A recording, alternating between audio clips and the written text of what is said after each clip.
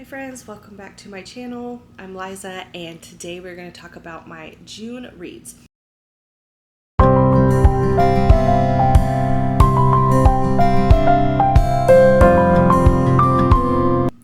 So June was not my best reading month. I did not read as many books as I normally do, and I had some good reads in there, but I also had some reads that were really disappointing for me. So I'm going to go over those. June was also a really busy month for me. We had some concerts. We went to see Hamilton.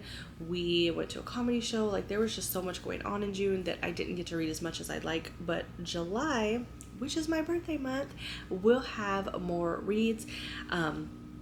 I am going to be posting my July TBR within either right after this one or right before, so make sure to check that one out as well. I do talk about in that one that it is my birthday month in July, so if you would like to bless me with your favorite reads, I do have my Amazon wish list down below, and I will be doing a book haul for those. So if you would like to send me something and be included in that video where I thank you for all of the birthday mail, and I will include some of those on my August TBR as well, then check that out below. So for June, like I said, it was not my best reading month. I am finishing one up right now that I'm going to include in here because I've only got a few, like maybe 20-30 pages left, and I'm about to finish it right after I finish filming this. So that is Satan's Affair by H.D. Carlton. This is part of the Cat and Mouse series that of Haunting and Hunting Adeline. This one was actually published first, and it is a little novella about Sibby. She is a character that comes up in Haunting and Hunting Adeline, and I won't say too much about her because if you have not read those books, I don't want to spoil it for you. Now, it is recommended that this one is read first. I did not read it until after, obviously, but I'm still really enjoying it. I think that you will kind of get a little surprise if you read this first rather than reading it after, but it does not take away at all from the enjoyment of it, for me at least. So that one I'm going to include on here, and I do believe this is going to be a 5-star for me. I love the cat and mouse duet, and this one I really love the character that it's about, and I'm loving the story, so this one will most likely be 5-star for me. And like I said, I'm only a few pages out, so I don't see that changing. The next one that I finished was talking about the cat and mouse duet was Hunting Adeline. So I read Haunting in May, and I started Hunting but didn't finish it until a few days into June. So I did include that on June's because today's the 1st, so me finishing Satan's Affair on the 1st, that's why I'm going to just go ahead and include it in this one. So Hunting Adeline was part 2 of the cat and mouse duet, and I said to not give away spoilers. I will not say too much about what this one is about because I don't want to spoil the cliffhanger for book 1. If you want to know details of Hunting Adeline and Satan's Affair, I will be posting a video this month where I talk about the whole cat and mouse duet plus Satan's Affair by H.D. Carlton, and I also got some special edition books on these that I will be showing as well, and I will do my review of these, and the first part will be spoiler free, but then I will go detailed into both books, as well as the novella for Satan's Affair. So if you're interested in that, then come check that video out. That one will probably be posted sometime mid-July, I say probably towards the end of the first week of July. I'll go ahead and get that one out. So that one for me was a 5-star read. Both books were 5-star reads for me. The next book that I read for June, I finished Hooked by Emily McIntyre. And I've said in other videos that I really slow played this one because it wasn't my favorite, and it wasn't. I gave this one 2 stars. I wasn't a big fan. I don't know what it was for me. I just got a little bored. It felt really repetitive. There was kind of an insta-love deal in there, and I'm not a big fan of that trope, so that may be what it was for me. But I have heard that there are other books in the series that are better, and I do know people who didn't love Hooked but really loved Scarred, or really loved Wretched, or really loved, some of the other books in the series.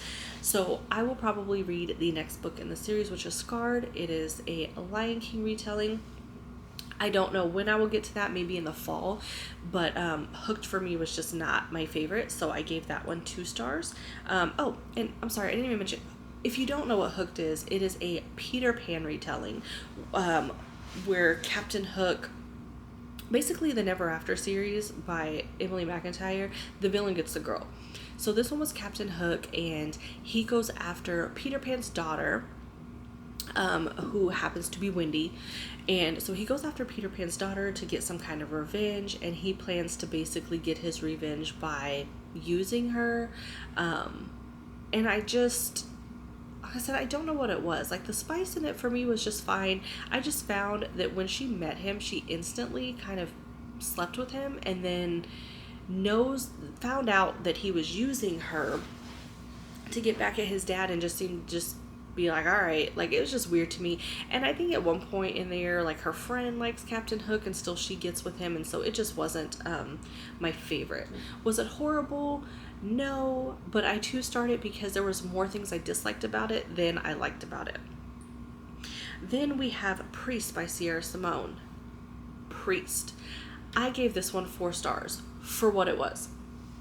This is definitely a taboo smut book. This is about a priest, and during a confessional from this lady, he starts to have feelings for her, and they do all kinds of things all over the church. So if you are not into taboo romances, this one will not be for you. I enjoyed it. Like I said, I gave it 4 stars for what it was. So if this was a romance story, I would not have given it 4 stars, and that is because I'm not a big fan of the insta-love. I felt there was a real insta-love connection in this one that it just didn't seem very realistic to me. So I said, but for what it was, the story, the smut, there is a backstory kind of in this one too as to why he became a priest, and I did enjoy that. So this one did get 4 stars for me. I am excited to read books 2 and 3, which is Saint and Sinner. I then read If He Had Been With Me by Laura Nolan. This one was a 3-star for me. It just wasn't very memorable, I guess you would say. I listened to this one on audio. I was really, I think maybe I just went into it with high hopes, which is why I like to go into a lot of books blind, because when I go in with the expectations, I feel like I get disappointed too easy. This one for me, it's about these childhood friends who they date other people, they're best friends, and then they decide, or they discover they have feelings for each other, but then it's just too late. And I felt like there was a lot of repetition. It was a little boring until the ending of the book, like the last few chapters. I really got into it, but then I felt like it just cut off and ended abruptly. I felt like when it started to get good, it just ended. And so for me, it just wasn't really memorable. I don't even really remember much about what was going on in the book other than they were friends. It just wasn't memorable. So that one for me, I gave 3 stars because it wasn't bad, but it wasn't my favorite. I didn't remember much about it, but I didn't dislike it more than I liked it. So that was a 3-star for me. Now, last month I talked about Credence by Penelope Douglas and how much I absolutely hated that book. It was my first Penelope Douglas. I did a whole vlog on my review for this book, so if you haven't seen that, check it out. It does contain spoilers, and it is 18 plus because this is a very detailed dark romance book. But I did mention that I was going to give Penelope Douglas another try, and I was going to read Punk 57 this month, which I did, and I absolutely loved it. So I don't think that I'm going to shy away from Penelope Douglas because of Credence and my first experience with her. I feel like this is why, this is a great example of why authors should get a second chance. Sometimes they may write something that's not for you, but it may just have been that first book you happen to pick up. Because now, after reading Punk 57, which I gave 5 stars to, I cannot wait to dive into some more of her books. In fact, my July TBR that I have just filmed, does include another one of her books, which is Birthday Girl. So Punk 57, it follows pen pals, Their names are, look, I can't remember their names. I believe one was Ryan. Let me look because this was memorable for me. It's just the names, Misha and Ryan. Okay, so Punk 57 follows Misha and Ryan. They are pen pals from school. Ryan's a girl and Misha's a boy. Well, Ryan's teacher thought the name Misha was a girl's name. Misha's teacher thought Ryan was a boy's name, so they thought that they paired up the same sex for pen pals, and then they quickly find out between the two of them that one's a boy, one's a girl. So they are pen pals for a long time. I want to say I think it's 7 years. This from 11 to 18. And then they finally meet and realize that maybe they are not as compatible as they thought they were when they were writing to each other. So this follows that. They started out as pen pals and then they meet and the story unfolds. I absolutely love this book. It gave me all the feels. It is easily one of my favorites for the year. This was, besides the H.D. Carlton books that I read, this was my only 5-star read for the month besides those. So this one I absolutely would recommend, and I cannot wait to read the next one by her. Then I read No Exit by Taylor Adams. I haven't read a thriller in a while, so this one I listened to on audio. I gave this one 4 stars. It was a great story. I'm actually going to watch the Hulu movie on it today probably, and I will this month I plan to do it this month, but I will be doing a video on a book versus movie battle for No Exit. I'm trying to get a lot more content out this month and show some other things that I want to do. So I really hope that you enjoy that kind of thing and let me know if you do or don't. But No Exit is a thriller. It follows this woman. She stops at a rest stop during a storm because the storm's getting so bad you really can't drive. So she stops at this rest stop and she quickly discovers that there is a girl locked in the back, in a cage in the back of someone's truck. Now, she doesn't know who, but she knows it's somebody who's stuck at this rest stop with her. And the fun begins from there. I don't want to say much more because if you haven't read it, I definitely don't want to ruin it. This was a fun thriller that unfolded a lot as it went, and I really enjoyed it. I gave this one 4 stars. I will definitely read more by this author. In fact, I'm reading another one by this author in July. The next one I read was Legends and Lattes by Travis Baldree. Legends and Lattes is one that I predicted would be 5 stars for me. I've been very excited about it. I love the cover. I love the book. I loved everything about this. The problem was that once I read it, I really didn't like it, and I was so disappointed. I gave it 3 stars. This one I didn't dislike more than I liked. I just didn't really like it that much. It wasn't very memorable for me. I may be discovering that cozy reads maybe aren't for me. So first let's talk about what it's about. It's about an orc, and she puts down her sword and decides to open up a coffee shop. It seemed like a really cute, cozy read for me. The problem is that nothing happened. I feel like nothing happened in the book. It was just her and a partner at the coffee shop, having a coffee shop. They repeat what's on the menu every day, kind of like as the days are continuing. I think one big event takes place kind of towards the end of the book. There's really not much romance in it. There's really not much action. There's nothing that really happens. It's just an orc at a coffee shop. This for me was a 3 star. I didn't hate it. I didn't love it. It's not memorable. I won't remember it tomorrow, and I'm very disappointed with that because I did think this would be a 5 star for me.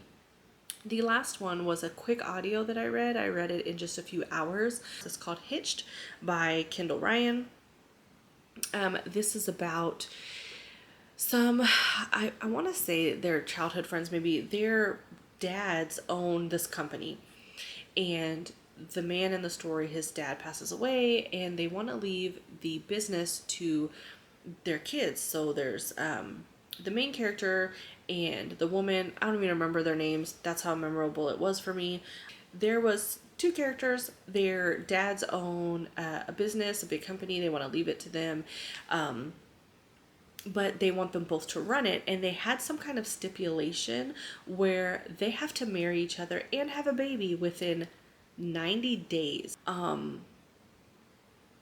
I don't know why I thought I'd like this one. It was already on my Audible and it had a lot of great reviews. It wasn't for me. This one I gave 3 stars to. Yeah, I gave 3 stars to it. I said it wasn't terrible. Didn't love it though. And like I said, I don't even remember their names, and I listened to it yesterday.